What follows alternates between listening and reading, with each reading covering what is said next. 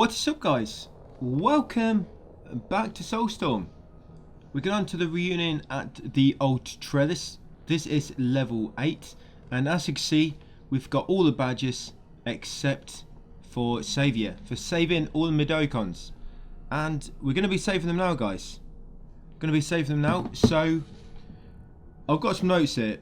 Like I've been saying to a few of you in the comments, I've got every single part recorded now. I'm just adding commentary as we go, but I did take some notes as I went through them, just in case there's anything I just bear in mind when I'm doing this commentary, because there's some levels where you need to plan ahead. You know, like you have to save specific loot for a specific section later in the level to make it much easier.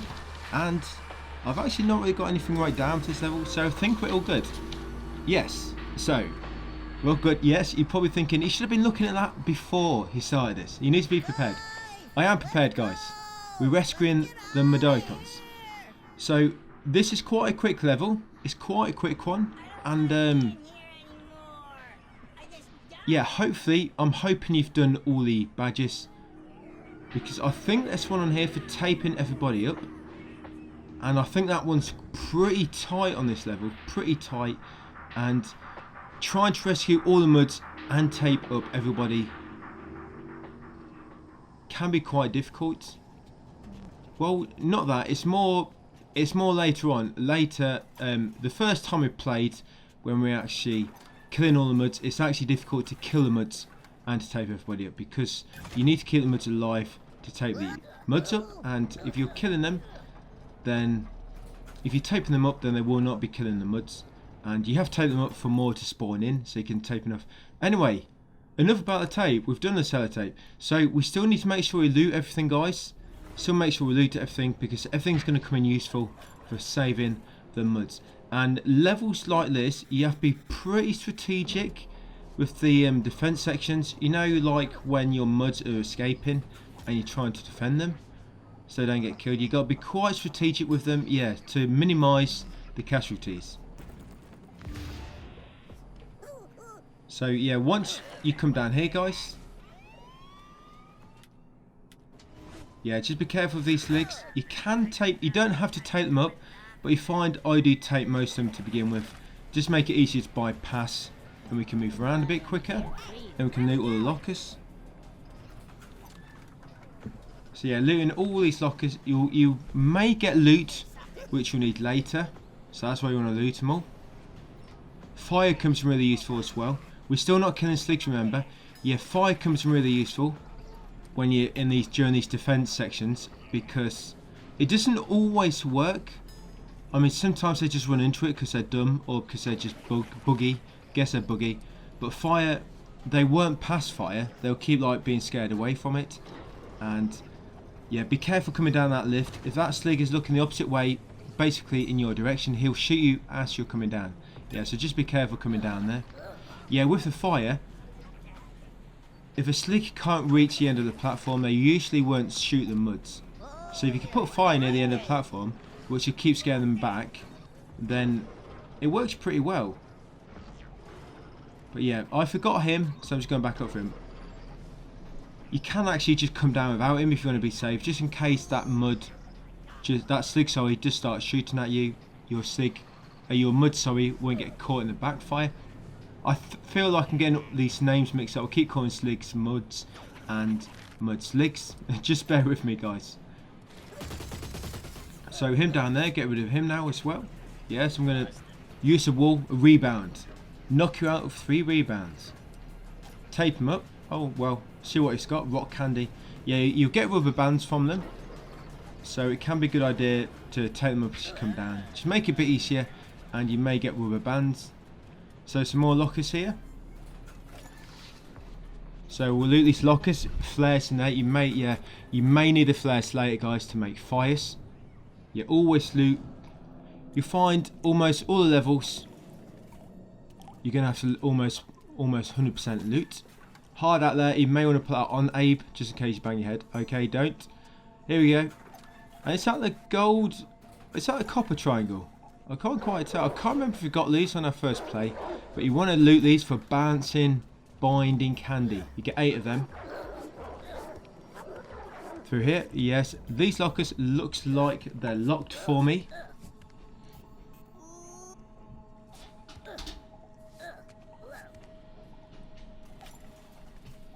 And yeah, sorry, yeah, just remember guys, some lockers, it's sort of random which ones are opened and which ones are not. So just because a locker is opened or closed for me, doesn't mean the exact same locker will be will be in the same state for you.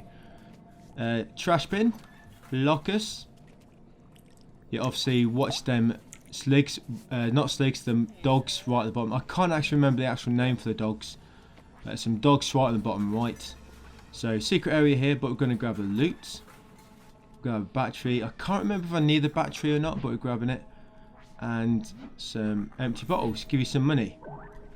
So on easy, of course, you can do everything on easy now. There's nothing else we have to do on normal or hard. Yeah, so make sure you play it on easy. I should have said that at the end of the last video. So we got through there. We can rescue these guys now. You're free! That's it, run away. But you're not safe yet. I still need to let them climb the ladders. Escape the mines. That's a big fucking lift. Full of muds. So I'm seeing what I can craft. What can I craft in my little box of tricks? Oh. A mine. So we need to wait for them to unlock the door for us. There we go, thank you. I'm going to bring that down. Yeah, so we can actually open this now. Steel hose. Yes, and you'll find the very last defense section, that's when you find the last piece to make a flamethrower. Yes, you can make a flamethrower on this level if you always keep one of the materials that you need.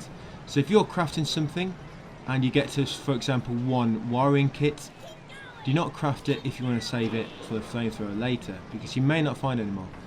But like I was just saying, I don't think we use a flamethrower anyway. Yeah, I'm sure we don't use it. Yeah, because what I'm doing with these when I'm doing the commentary, I'm actually just watching it with you guys and talking through it as we go. I'm not actually watching it all the way through. I am editing a few bits out before I start talking, but I'm not watching the whole thing. So here, it's all about careful placement of your Medocons. All about careful placement. And we're going to let them use pop. Yeah, pop. Now, with the Medocons, yes, we've never done this before. This is the first time. So we're actually making use of the followers we've got now. Now, they throw pretty slowly. So, by themselves, they're pretty useless unless they're using an item which will knock a slig out in one hit. You can't give them, is it bouncy candy? The one where it's got rubber bands around it. You can't give that to them. I don't know why. I guess, I don't know. Is it because it bounces and it comes back to you and you can recollect it? Is that why? I don't know. But I think you can give them the tape candy, I think.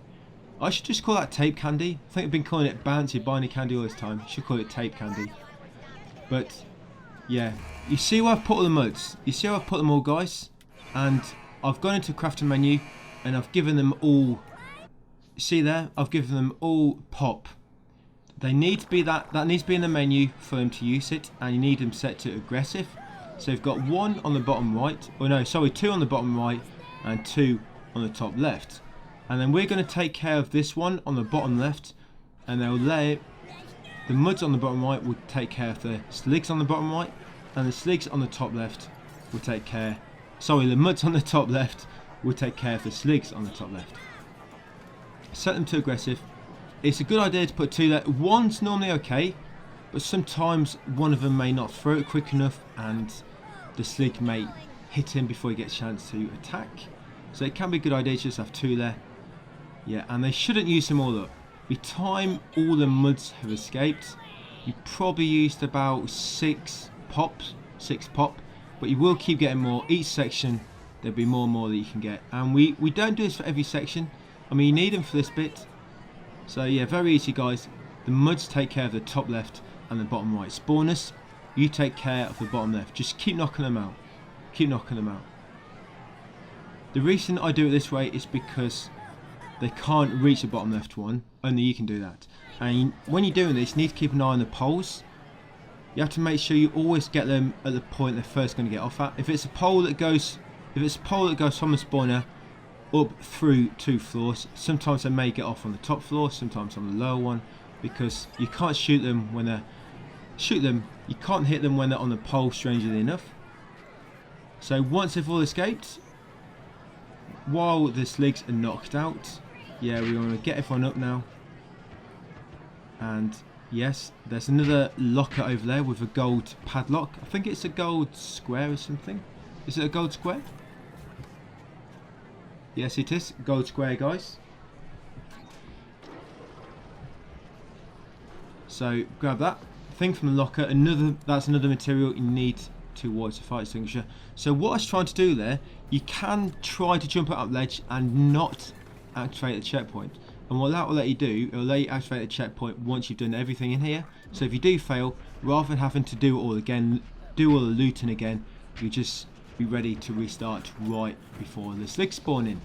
So we'll find out in a minute exactly what I do here, so I can't quite recall. So I'm just looting first, and you always need to make sure you give your followers. See, they've only got three pop left, so always make sure you give them a full stack of pop again. There we go.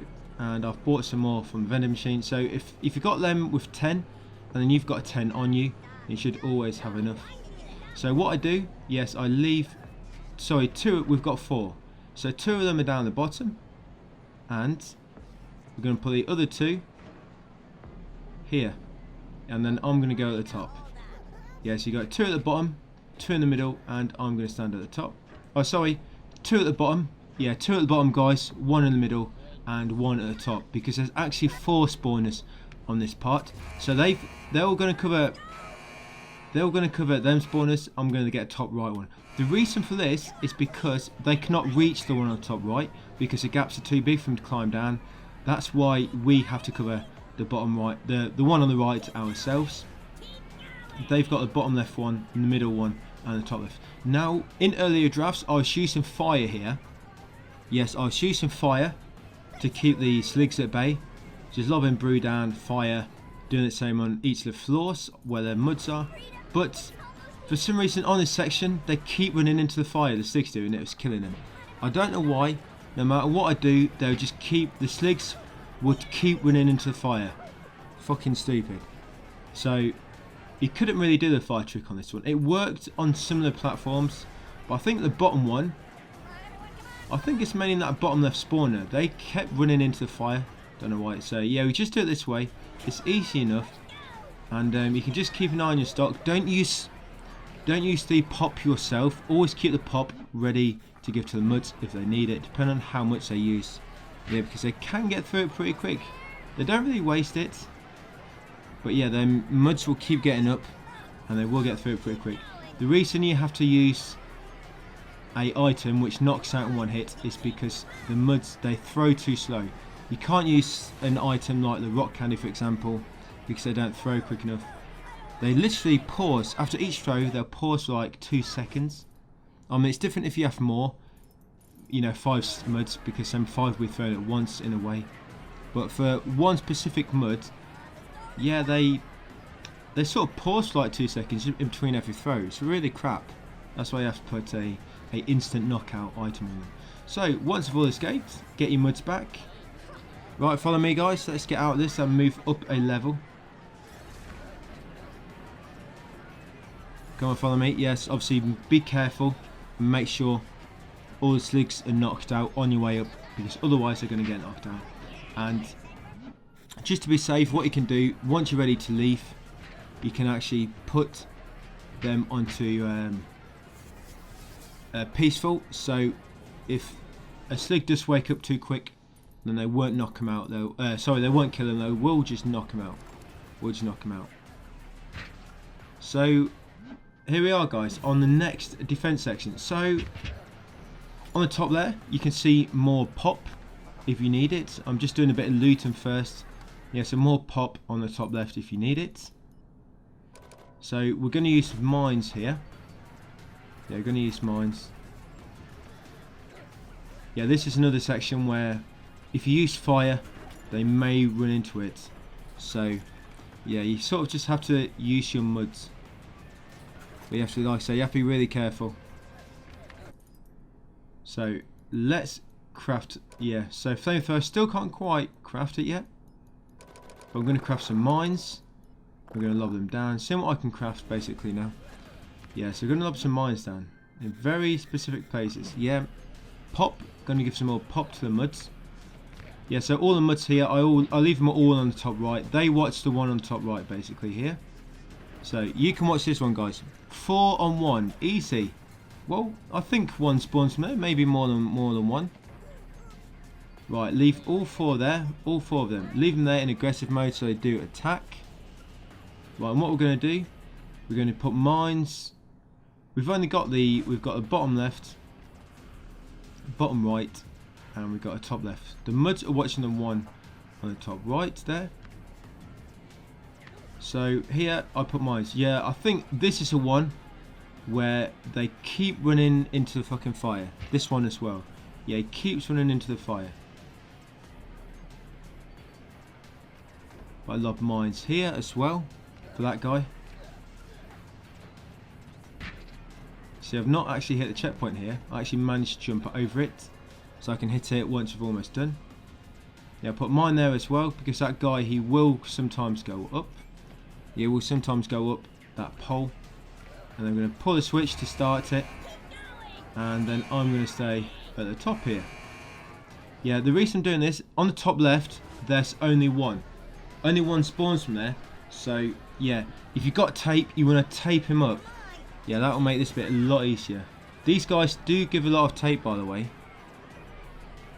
Yes, this guy top left, if you haven't got tape, then you should be able to just loot, knock them all out, and then loot tape from one of them. I mean, you've got bouncy candy, so you can just use that anyway. So I'm just going to wait for him to come down, that top left one, tape him up, and then we've only got the bottom 2 to worry about. There we go.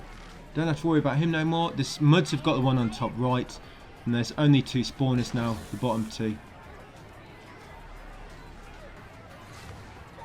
So I'm just going to tie him up. You've got plenty of tape in that. Yeah, you can tie them up now. Ouch, okay. That's not supposed to happen. Fucked up there. Never mind. There's one more slick going to spawn from the bottom right one. 2 more going to spawn from one on the left.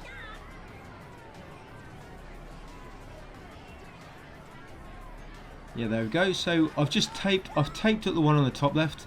I taped up the bottom right. And then all we've got left is the bottom left, guys. And then the top right. But the top right, don't need to worry about. There's one more part of this defense section left after this, I think. No, this is it actually. This is the last defense section. So you could have a flamethrower by now if you're looting all the lockers. You could have flamethrower by now, but this is another part where the flamethrower just doesn't quite work as well, and obviously we can't burn him, so we're not killing the slicks. So yeah, that one's it, guys. Pretty easy, really. I mean, the muds help you on the first one. They help you on the second one, and then the last one we just really tape them all up. But I've got so much tape left. I mean, I've got 6 tape candy, so you could tape more up if you want to, I guess. Yeah, so much tape candy. But that's it, we rescued them all, guys. We've done all the badges. Well, we did the rest of the badges on our earlier play. On our first play we did no damage, or no deaths even. I'm sure I took damage. I'm pretty sure. And now we're doing the Saviour. All 200. Yes. So that's my badges. Don't not show the badges because it looks like I haven't done them all. I haven't, but I have done them all on the earlier play. So back into the train. Where to now? Oxford Street? Where are we going? To the brewery we go. So that's it, guys. Yeah, get a trophy there. Friends of the Madokons, part 1. That's for complete. I think that's for saving them all on that level. And gameplay master gold. That's for getting, I think, half of them, half of the badges. Yeah, so that's it, guys. We're in Old Trellis. Thanks for watching, and I'll see you on the next video.